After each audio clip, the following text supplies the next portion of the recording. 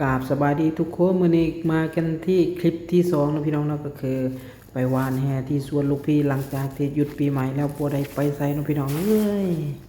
ก็เลยต้องมาหาวานแฮเนาะก็คือ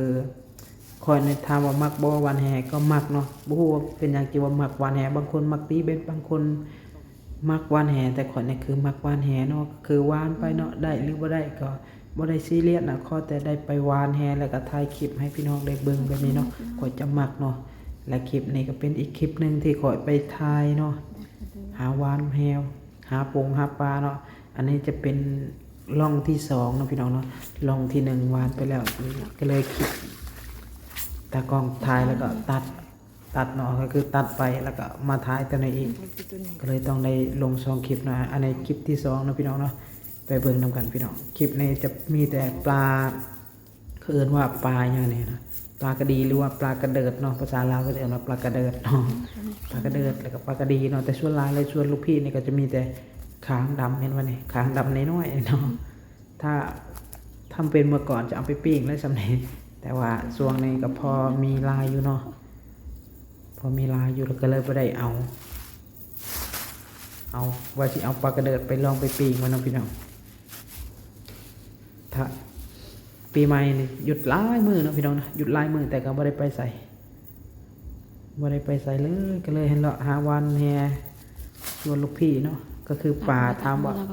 อยากกินบ่มันก็บ่ได้ปานใดเนาะพี่น้องเนาะบ่ได้ปานใดก็คือกินหลายแล้วมันเริ่มสิเบื่อเว้ยสิซะเนาะเริ่มสิเบื่อแล้วเพราะว่ากินตลอดเนาะป่าเนาะหาแถวโรงงานนี่ก็มีหลายเนาะคลองเขาเฮ็ดความสะอาดหยังแล้วก็จกขึ้นขี้ดินหยังเนาะจึงอยู่แถวข่อยอยู่นี่มันบ่แม่นในเมืองเนาะพี่น้องเนาะมันค่อนข้างจะอยู่บ้านนอกเนาะก็เลยแบบว่าหาปูหาปลาหยังกินไปเนาะหาปลาเนาะส่วนหลายก็จะเป็นปลาเนาะปลาในคนก็หาหลายเด้อพี่น้องวันนั้นอาทิตย์วันหยุดนี่โอ้ยคนหายิงหาตีเบ็ดเนาะเต็มแถวหนทางนี่บางคนก็ยิงบางคนก็ถือเบ็ดไปหาตกปลาเนาะพี่น้องเนาะหลายแห่งคือข้อยนี่ก็บางทีก็ไปวานอยู่สวนลูกพี่บางทีก็หาใส่มองแถวใส่มองหรือว่าใส่ตะไคร้แถวหน้าบ้านนี่เนาะก็พอได้กินนี่พี่น้องเอ้ยโอ้ปลาอย่างนี้เนาะดินแห้งตัวสวยๆเนาะ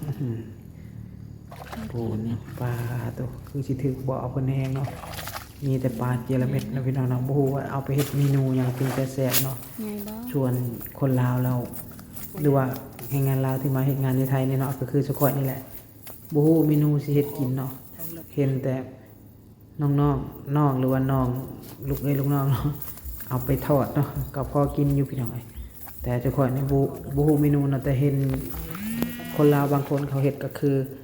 เอาไปต้มยำนะพี่น้องเนาะเอาไปเฮ็ดต้มยำเนาะก็คือปลาอันนี้นะเหลืองๆอันนี้ก็เอิ้นว่าปลาจิระเม็ดแต่บ่ฮู้ว่าประเทศลาวเขาเอิ้นปลาหยังก็บ่ฮู้คือกันเนาะแต่ก็ประเทศไทยแล้วก็เอิ้นว่าปลาจิระเม็ดเนาะนี่เนาะก็คือหวานก็ถึกตลอดนะปลานี่บางทีก็ถึกตัวใหญ่บางทีก็ถึกตัวน้อยแต่ว่าน้องนี่มันจะอยู่ทำนี่เนาะเพราะว่ามันเป็นเพราะหยังก็บ่ฮู้น่าจะเป็นเพราะน้ำบ่ลึกบ่มันก็เลยบ่ใหญ่เนาะปลาก็เลยบ่ใหญ่เนาะพี่น้องประมาณนี้เลย ตากล้องก็ทาอย่างเดียวเอาก็ไปต่อแล้วพี่น้องเนาะไปเลาะวานแถวๆนี่แล้วก็วานชุดแถวบอเนี่ยแล้วก็เมื่อเนาะพี่น้องเนาะจริงๆปลาใหญ่ก็มีเลยพี่น้องส่วนลูกพี่ในปลาใหญ่ก็มีคือกันเนาะแต่ว่ายังบ่ถึกปานใดเนาะพี่น้องเนาะจะถึกแต่ปลาน้อยปลาข้างลุงข้างน้ำประมาณนี้เนาะแบบนี้แหละเนาะชีวิตแห่งงานลาวมาอยู่ในไทยเนาะบ่ฮู้สิเฮ็ดพี่จังบ่ฮู้สิไปไสเนาะบ่ได้ไปไสก็เลยไปหาวานแฮอยู่สวนลูกพี่คือเก่าเนาะปีนี้หยุดดนแต่ว่าบ่ได้ไปเที่ยวเมื่อก่อนจะไปเที่ยวหลายเนาะแต่ปีนี้บ่ค่อยได้ไปเที่ยวพี่น้องเอ้ยบ่ได้ไปไสอยู่แต่ในโรงงานเนาะอันนี้ก็ตะกองเก็บกุ้งเนาะตะกองเก็บกุ้งไปเก็บกุ้งเอาไปโยนลงน้ำคือเก่านะพี่น้องในจังหวะหวานดึงขึ้นมาแล้วเจอกุ้งเจอปลาหน่อยอย่างเนาะก็เราต้องเก็บโยนลงไปคือเก่านะพี่น้องนะตอนนี้ว่า ไปต่อเนาะตากล้องก็ยังเก็บกุ้งอยู่เก็บบนกุ้งเบิ่งหยังว่าหมดหรือยังจะมักโยนลงน้ำคือเก่าเนาะอันนี้ข่อยก็จะหวานแห่ไปเรื่อยๆเนาะหวานจนสุดหนองนี่พุ่นแหละเนาะ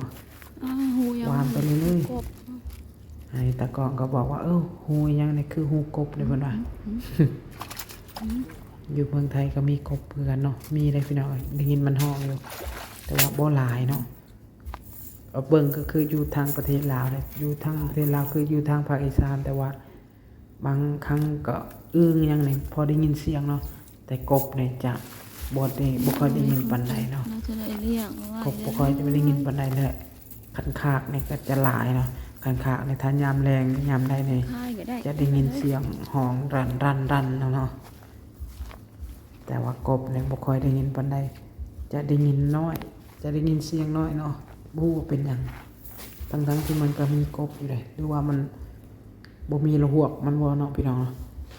ระหวกมันบ่มีเนาะเวลามันเกิดแล้วมันปลายยังกินลูกมันไปหมดเนาะกินลูกหวกหยัง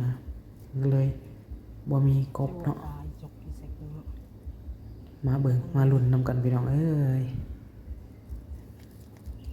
มาเบิ่งมาชมเพื่อเป็นกำลังใจให้นำเด้อพี่น้องเด้อคลิปนี่ก็ประมาณนี้แหละเนาะปากก็บ่ได้ใหญ่เลยพี่น้องเอ้ยซ้ำอันนี้แหละคือที่เห็นนี่แหละเนาะปากข้างดำมันบ่ใหญ่ปานใดอีกอย่างส่วนลูกพี่ก็นั่นน้ำจะบ่ลึกเพราะว่ามันก็เลยบ่ใหญ่เนาะเขาชอบพิมพ์ตึกมันเอาอย่างไร บางคนที่มักวานแหเนาะนะ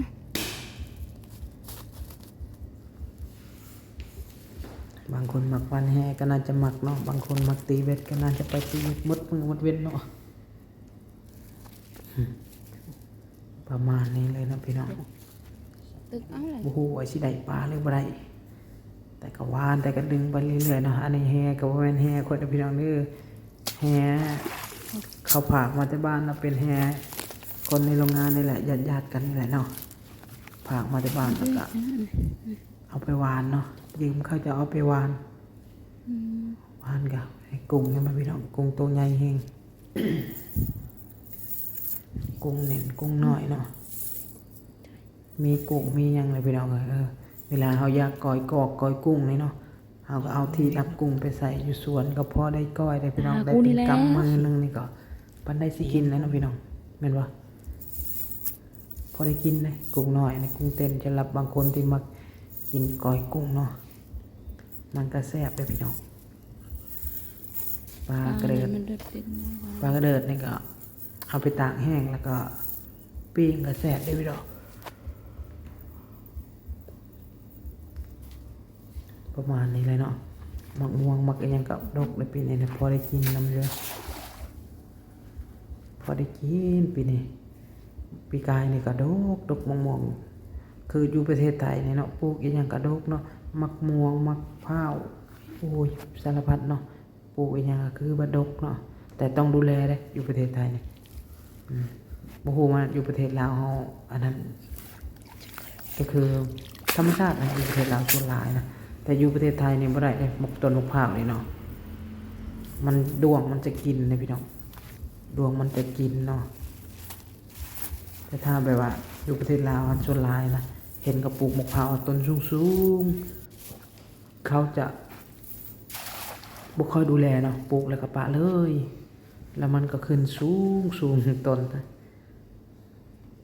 แต่ว่าอยู่ประเทศไทยเนี่ยมะพร้าวน้ำหอมเลยเนาะถ้าปลูกแล้วบ่ดูแลนะพี่น้อง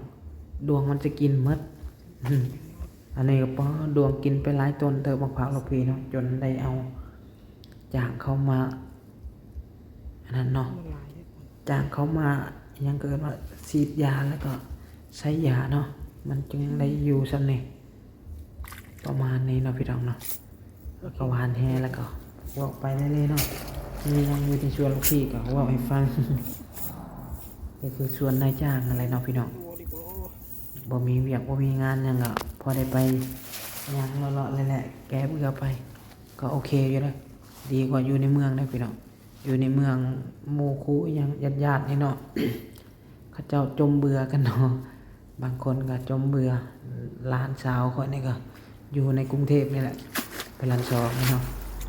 เฮ็ดงานบ้านบ่ได้ไปไส จมเบื่ออยากเมื่อบ้านนะ ส่วนค่อยก็